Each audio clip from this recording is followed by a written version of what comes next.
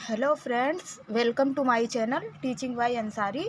तो आप लोगों का बहुत बहुत स्वागत है इस चैनल पे। देखिए, आज हम बहुत अच्छा सा सवाल लेके आए हैं। परसेंटेज इंक्रीज डिक्रीज का है और मोस्टली पूछा जाता है एग्जाम में, बहुत ज़्यादा पूछा जाता है। तो देखिए, यहाँ पे सवाल लिखा गया है, a number is decreased by 30%, then increased by 30%, then further decreased by 10%। What is the net increase decrease percent in the number. तो जो है इसमें कहा गया है कि एक नंबर है जो सब पहले जो है 30%, 30% जो है कम होता है, डिक्रीज होता है, और उसके बाद में फिर 30% जो है बढ़ता भी है, इंक्रीज भी होता है, और उसके बाद फिर जो है 10% फिर डिक्रीज हो जाता है, फिर कम हो जाता है। तो जो है फाइनली जो होगा नेट इंक्रीज या लास्ट में कितना घटेगा या बढ़ेगा, तो उसका परसेंट हमसे पूछा गया है ना। तो चलिए हम इसको सॉल्व कर लेते हैं। तो देखिए, लिखा है कि ए नंबर इज डिक्रीज बाई 30%। तो हम इसको, जब 30% दिया गया, इसको हम सबसे पहले सिंपल कर लेते हैं। तो 30% को जब हम सिंपल करेंगे तो बटे में 100 चला जाएगा, और एक जीरो से एक कट जाएगा, तो कितना बच जाएगा? 3/10 बच जाएगा। तो इसका मतलब ये है कि पहले जो है 10 था, ये बिफोर का है।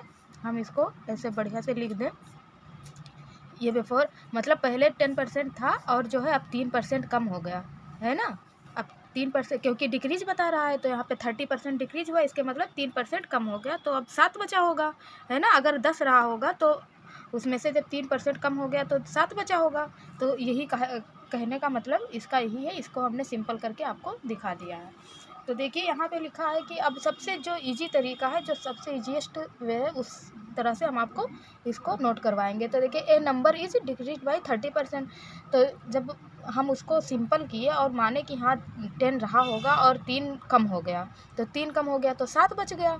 तो जो पहले था वो तो 10 था, और जब कम हुआ, ये बिफोर का लिख दें, है ना, और ये आफ्टर। ये बिफोर पहले 10 रहा होगा, 3 जब कम हो गया तो यहाँ पे 7 ही बच गया होगा, क्योंकि डिक्रीज हो रहा था, लॉस हो रहा था।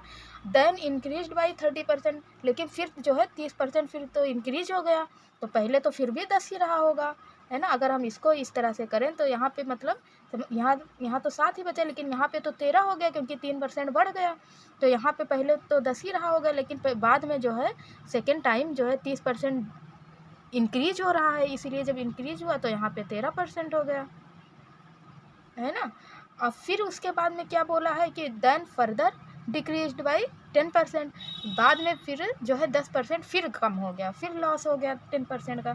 तो कुल मिला के जो पहले था वो तो 10 ही रहेगा फिर भी, और जो है बाद में 10% कम हुआ तो 9 बचा, है ना। 10% मतलब एक, अगर 10 में से एक गया तो 9 बच गया, अगर 100 मानते तो 90 बचता, लेकिन हम सबसे सिंपल तरीके से इसको सॉल्व कर रहे हैं, तो यहाँ पे 9 बच गया। तो अब आप इसको पूरा मल्टीप्लाई करेंगे तो कितना आ जाएगा? 1000 आ जाएगा, है ना। 10 × 10 × 10। और जब इसको आप मल्टीप्लाई करेंगे तो क्या हो जाएगा? चलिए इसको हम मल्टीप्लाई कर लेते हैं। तो 13 7 91 होता है, और 9 से इसको मल्टीप्लाई करेंगे तो क्या, 9 एकम 9, 9 9 81 हो जाएगा, 819 आ जाएगा। तो जब ये 819 आ गया, 819 आ गया, तो देखिए यहाँ पे तो था 1000 और यहाँ बचा 819। तो कुल मिला के चाहे घटा या बढ़ा, फाइनली जो है लॉस ही हुआ है ना, क्योंकि यहाँ तो 1000 था, यहाँ 819 बचा। तो कितना लॉस हो गया? 1000 में से जो है 918, 819 को जब हम माइनस करेंगे तो यहाँ 1 बच जाएगा, और यहाँ 8 बच जाएगा, और यहाँ पे 1 बच जाएगा। 181 जो है लॉस हो गया। तो इसका जो है लॉस जो हुआ वो कितना लॉस हुआ, कितना लॉस हुआ? 181 का डिफरेंस है ना।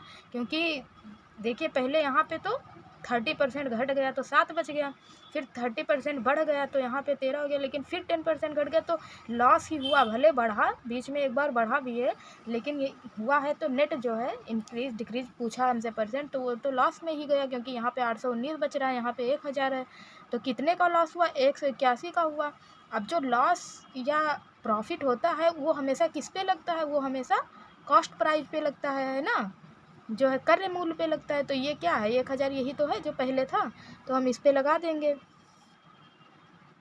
181 का जो है लॉस हुआ, और किस पे हुआ? करे मूले पे हुआ, इंटू 100 कर देंगे, है ना, क्योंकि परसेंट हमसे पूछा गया है। तो यहाँ पे देखिए 2 जीरो से 2 जीरो कट जाएगा और यहाँ पे क्या बच जाएगा, यहाँ पे बटे में 10 है, जब ये यहाँ पे जाएगा तो यहाँ पे पॉइंट लग जाएगा, तो यहाँ पे 18.1% डिक्रीज, ये जो है इसका आंसर आ जाएगा। तो इस तरह से आप इसको सॉल्व कर सकते हैं और सबसे ईजीएस्ट वे है ये सॉल्व करने का। वैसे तो बहुत सारे तरीके हैं लेकिन ये सबसे बेहतरीन तरीका है। तो आई होप आप लोगों को वीडियो समझ में आया होगा और काफ़ी हेल्पफुल रहा होगा। तो थैंक यू फॉर वॉचिंग। आप लोग चैनल को सपोर्ट करें और ज़्यादा से ज़्यादा लाइक और सब्सक्राइब करें। Thank you so much.